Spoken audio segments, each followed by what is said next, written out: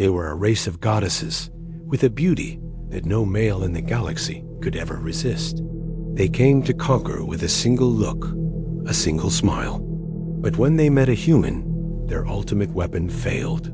He showed them that an unbreakable heart was a force far more powerful than any beauty, and that the greatest power in the universe was a concept they had never known: love. Before we begin, make sure to like and subscribe, as it will push this video to more HFY story lovers. Also, tell me in the comments from where you are watching this video from. My name is Queen Seraphina, and I am the heart and mind of the Astari, a civilization forged not from stone or steel, but from the very essence of perfect beauty. Our world, Elysium Prime, is a jewel in the cosmos, and my people are its living expression.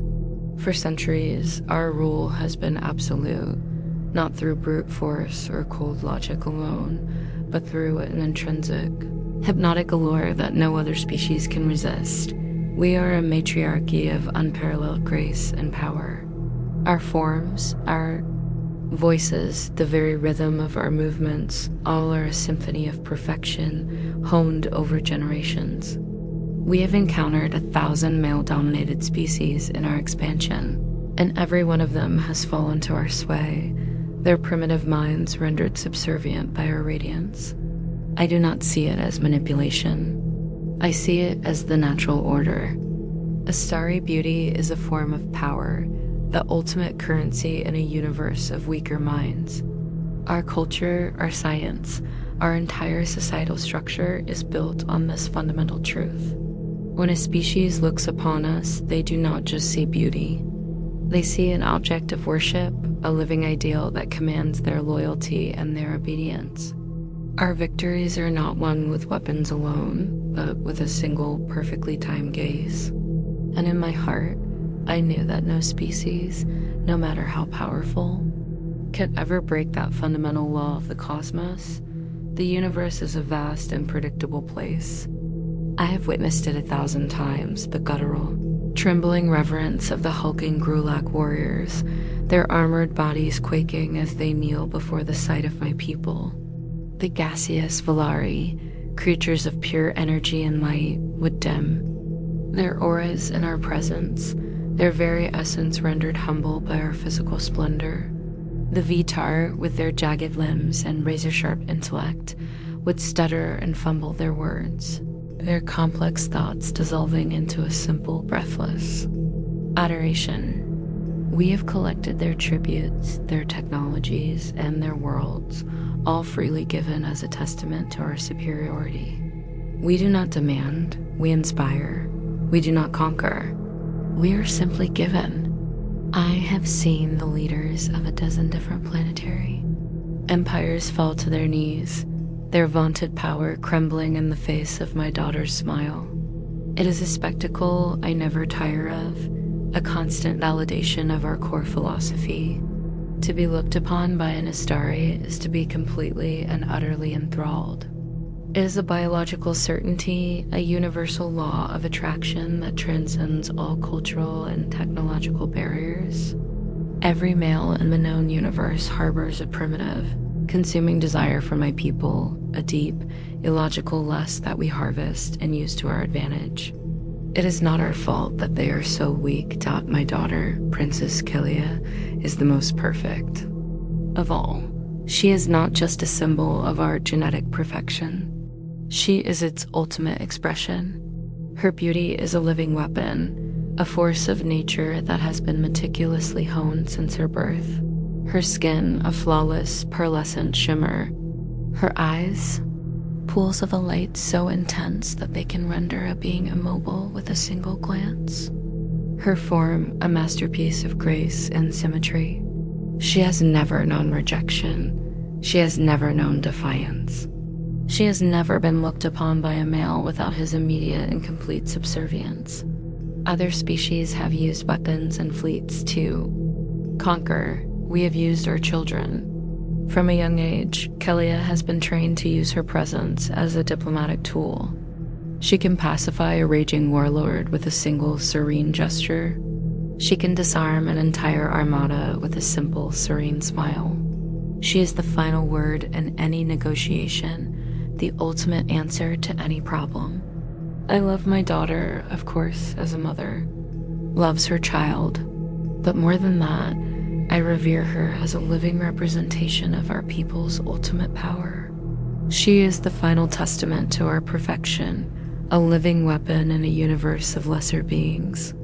I knew that one day she would rule, and when that day came, her presence alone would be enough to bring every star system to its knees. News came through the diplomatic channels of a new species, humans from a world called Terra. They were a curious, insular species, a newly discovered variable in our galactic calculus. My strategists reported on their physical form. They were small, unassuming, and lacked any of the physical attributes that would make them powerful. Their technology was primitive in comparison to our own, their social structure a chaotic mess of competing ideologies and political factions. I saw no threat, no challenge, and little interest in them. One agreed to a formal first contact meeting, but only as a minor diversion. I wanted to see for myself if they were truly as insignificant as the reports claimed. For this meeting, I decided to present a display of our full cultural and aesthetic power. I would allow Kalia to be present. It would be a simple, quick affair. They would arrive, they would be overwhelmed, they would offer us tribute, and then they would be sent away with their new, proper place in the galactic order. My mind, a fortress of flawless logic, saw no other possible outcome. My heart, a cold, elegant jewel of precision, felt no fear, no doubt, and no excitement. It was simply another day in the life of a goddess. The human delegation arrived in a small, unassuming ship that did not radiate the elegance of our own. It was a blocky, functional vessel, devoid of any aesthetic grace. I suppressed a dismissive sigh. My daughter Kalia was by my side, a living statue of flawless perfection. The hall hummed with the nervous energy of 1,000 different species, all gathered to witness this historic moment. From the human ship emerged a small contingent led by a single male. My eyes honed to catalog every physical and emotional attribute, took him in. He was a creature of a species I had never seen before, bipedal, with a strange dark hair on his head, and a face that was both unremarkable and entirely devoid of any of the physical characteristics that would grant him power in our culture. He was not muscular like the Grulak, not luminescent like the Valari, and not intricately patterned like the Vitar. He was simply a human. My mind struggled to find a word to describe him and landed on unremarkable. My strategists had been right. They were insignificant. My mind already moved on, cataloging my next diplomatic strategy, my next conquest. I felt a pang of disappointment. There would be no challenge here, no interesting display of submission. As the human delegation, led by Commander Alex, was ushered into the grand hall, my daughter, Kalia, moved with a grace that was a display of power in itself. Her beauty, a shimmering vortex of pure light and physical perfection, commanded the attention of every male in the room. They, the males of all the species, from the largest to the smallest, from the most intellectual to the most primitive, were a symphony of predictable responses. Their movements slowed, their auras dimmed, their forms, for a fleeting moment, were completely frozen in a state of breathless awe. I had seen this 1,000 times.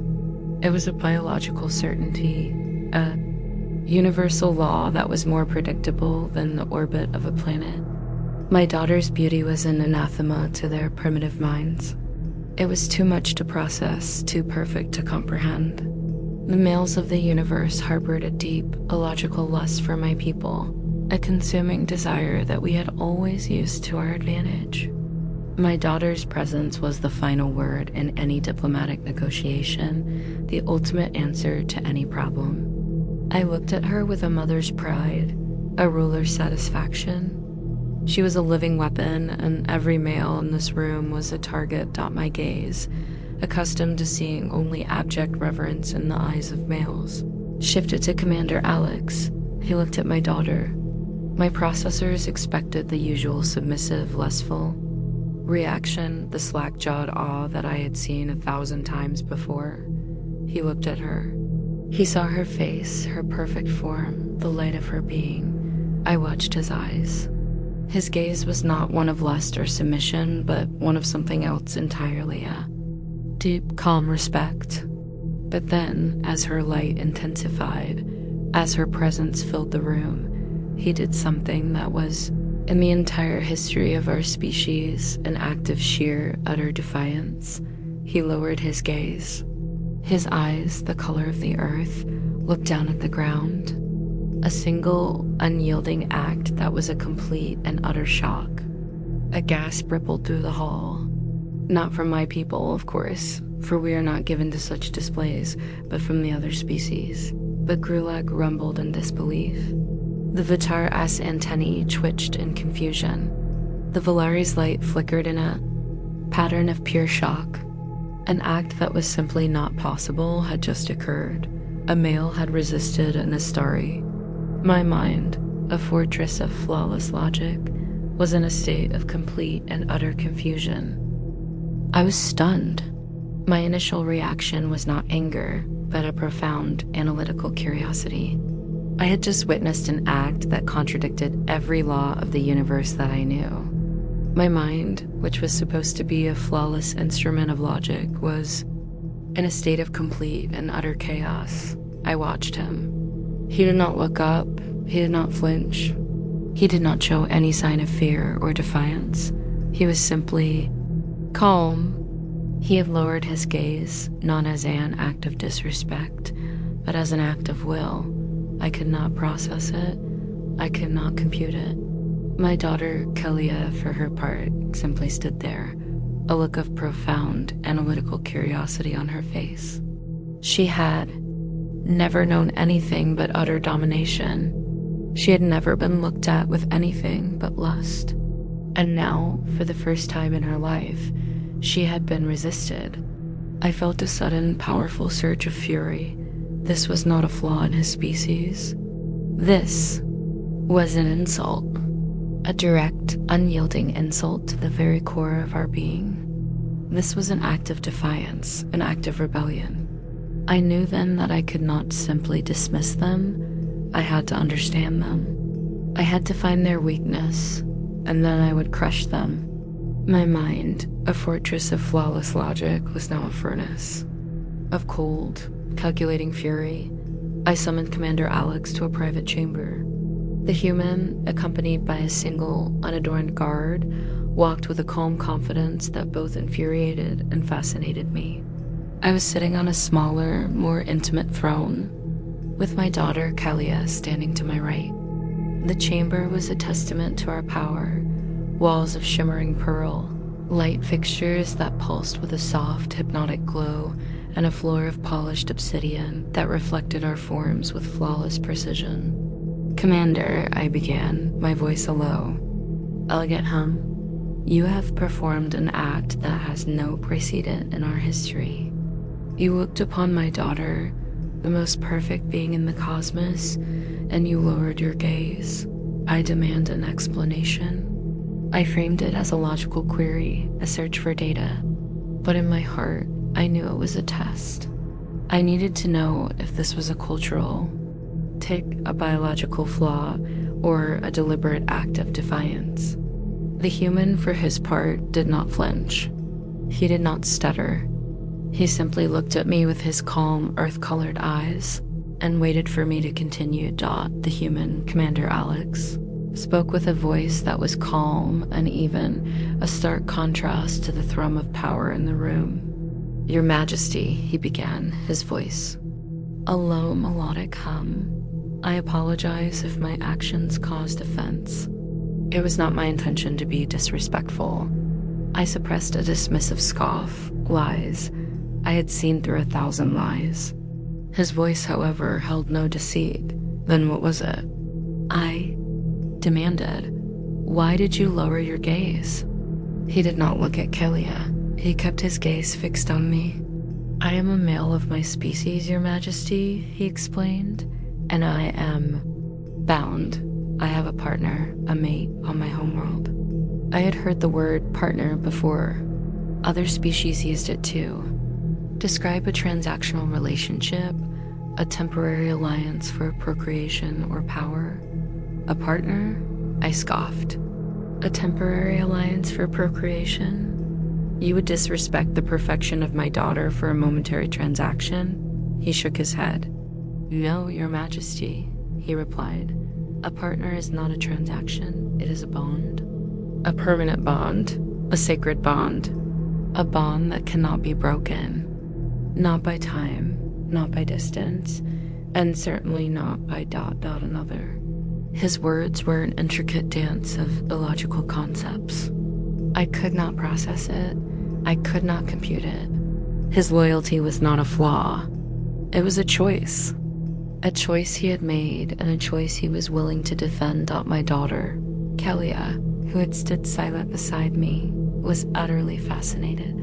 She had been observing him with a different kind of curiosity than I had ever seen. She had watched as he had defied her beauty, not with a look of lust or a gesture of defiance, but with a simple, quiet respect. She had never been looked at like this before.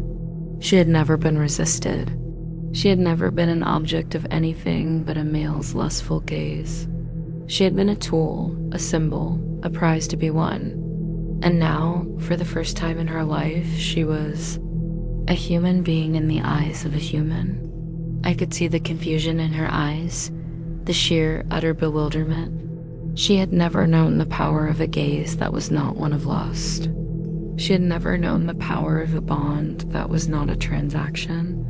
I watched as she took a single slow step towards him. He, for his part, did not flinch. He did not show any sign of fear or lust. He simply stood there, a silent, unyielding testament to a concept I could not comprehend. I felt a sudden, powerful surge of unease. My daughter was not a tool. She was a variable, and she was about to do something I could not compute. I decided to end the charade. I would make an offer that no male in the universe could possibly. Refuse, a grand gesture that would prove, once and for all, that his love was a lie. I stood from my throne, a living statue of power and perfection. Commander, I began, my voice a low, elegant hum. The most powerful males in the galaxy have offered me their worlds, their fleets, their very lives in exchange for a single moment in my daughter's presence. But I am not so petty. I will make you an offer that no male in the history of the universe has ever been given. I will give you my daughter's hand in marriage. You will be her consort, a prince of our people. You will rule beside her. You will have a place of honor, power, and genetic perfection. You will be revered throughout the galaxy. In exchange, you will simply forget this partnership you speak of. This is a logical choice, Commander. Your life from my daughter's hand. This is a choice that no male could ever refuse. I watched him, confident that my offer would break him. His love would prove to be a lie, a mere illusion in the face of true power, but he did not flinch. He did not show any sign of lust. He simply looked at me with his calm, earth-colored eyes and shook his head. His voice was firm, unyielding, and utterly devoid of fear or lust. Your Majesty, he began, I cannot accept your offer. My mind, a fortress of flawless logic, was in a state of complete and utter confusion. You cannot? I scoffed. Do you understand what you're saying? You are refusing my daughter. You are refusing power. You are refusing perfection. You are refusing a place in the pantheon of the gods. And for what? For a temporary alliance, a fleeting transaction? You are insane. He did not look at Kelia. He kept his gaze fixed on me. No, Your Majesty, he replied. I am not insane. I am a human. I am bound by a vow. a sacred vow, a vow that cannot be broken. I cannot, and I will not, betray my love. My wife is not a transaction. She is not a fleeting alliance. She is a part of my soul. She is my life. I cannot leave her, not for power, not for perfection, not for anything. His words were an intricate dance of illogical concepts. I could not process it. I could not compute it. His loyalty was not a flaw. It was a strength that was more powerful than my beauty, my power, or my threats. I felt a sudden, powerful surge of fury. This was not a flaw in his species. This was an insult. A direct, unyielding insult to the very core of our being. This was an act of defiance. I issued a direct threat. My voice, a low, dangerous hum, filled the room. "Commander," I began, "I will not have my daughter's hand refused. I will not have my power questioned. You have defied me. You have insulted me. You have made a mockery of my people. I will have you executed. Do you understand? Your life for my daughter's hand. This is a logical choice, Commander. Your life for my daughter's hand. This is a choice that no male could ever refuse. I will have you executed." I watched him, confident that my threat would break him. His love would prove to be a lie, a mere illusion in the face of true power, but he did not flinch. He did not show any sign of fear. He simply looked at me with his calm, earth-colored eyes and shook his head. "Then you will have to execute me, Your Majesty," he replied. "I will not betray my love. I will not betray my wife. My life is not a transaction. My life is a testament to my love, and I will not have it tarnished by a single act of betrayal." His words were an intricate dance of illogical concepts. I could not process it. I could not compute it. He was not afraid of death. He was not afraid of me. He was not afraid of anything. His love was not a flaw. It was a strength that was more powerful than my beauty, my power, or my threats. I felt a sudden, powerful surge of awe. This was not a flaw in his species. This was an insult. My fury, a cold, elegant flame, was doused by a profound analytical curiosity. My mind, a fortress of flawless logic, was crashing against a barrier it could not compute. My processors, the pinnacle of curled perfection, were returning an error. Message, logic flaw, unknown variable. This human, Commander Alex, was not acting out of fear or out of defiance, but something else entirely, something that defied every known law of universal behavior. He was choosing death over what I had offered. He was choosing death for a concept he called love. I could not process it. I could not compute it. I stared at him, my breath held. His calm, earth-colored eyes met mine without flinching. "I am bound by my vow," he repeated, his voice as steady as a star. "My love is not a transaction. It is a part of my soul. I will not betray it, not for power and not for my life. You will have to execute me." My mind, a fortress of flawless logic, was now crumbling. I had prepared for every variable, every weakness, but I had never prepared for a being whose loyalty was not a calculation, but an absolute truth. I felt a chill of something I had never experienced before, a profound intellectual terror. This was not a flaw in his species. This was a challenge to the very core of our being. This was an act of defiance, an act of rebellion. I knew then that I could not simply dismiss them. My mind, a fortress of flawless logic, was now a furnace of cold, calculating fury. I had to understand this new variable, this impossible strength, and I would, even if it meant dismantling the very foundations of my empire. My hand, poised over the button that would summon my guards, remained frozen. My fury, a cold, elegant flame, was suddenly doused by a profound analytical curiosity. I had believed our beauty to be the ultimate weapon, a force so powerful it could not be defied. But this human had defied it. He had chosen death over what I had offered. He had chosen death for a concept that was utterly incomprehensible. To me, he called it love. A surge of cold, calculated curiosity replaced my rage. My mind, a fortress of flawless logic, was beginning to see the cracks in its own walls. I had prepared for every variable, every weakness, but I had never prepared for a being whose loyalty was not a calculation, but an absolute, unyielding truth. I could not destroy such an anomaly, not yet. I had to understand it. "You will not die today," I commanded, my voice a low, elegant hum. My words carried the weight of my authority, a final decree. "You will live, not as my guest, but as a subject of my studies. I must understand this love that makes you so powerful. I will find its flaw, and when I do, I will crush it." My daughter, Kelia, for her part, simply stood there, a look of profound analytical curiosity on her face. Her perfect posture, the very essence of a starry grace, was the only thing that showed her inner turmoil. She had never known anything but utter domination. She had never been looked at with anything but lust. And now, for the first time in her life, she had been resisted.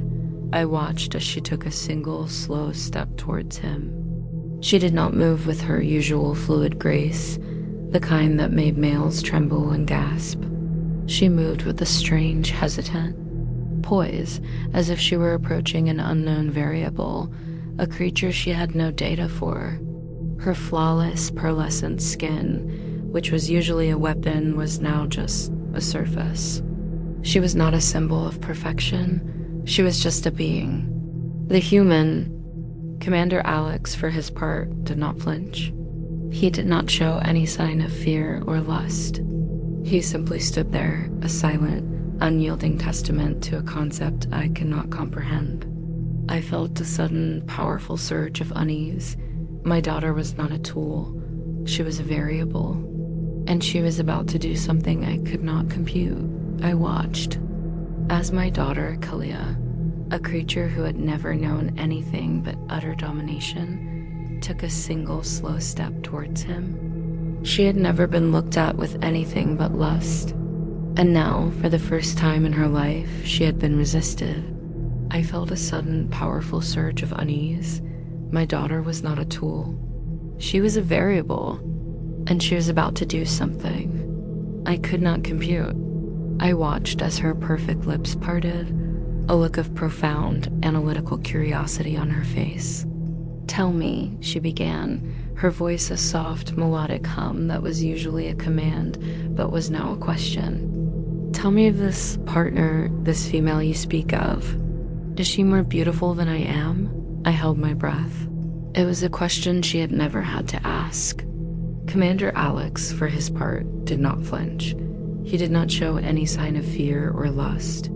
He simply stood there, a silent, unyielding testament to a concept I could not comprehend. His eyes, the color of the earth, looked at my daughter with a strange, respectful kindness. "She is," he replied, his voice a low, melodic hum that was both gentle and firm. "She is beautiful, but not in the way you are beautiful. Her beauty is not an illusion, a tool. It is a part of her soul, a reflection of her kindness, her strength, her quiet, unyielding love. She is not a symbol of perfection, but a human being in the eyes of a human." His words were a contradiction to every law of the universe that I knew. He was not looking at Kilia's beauty, but at her being. He was not seeing a tool, but a person. He was not seeing a symbol, but a soul.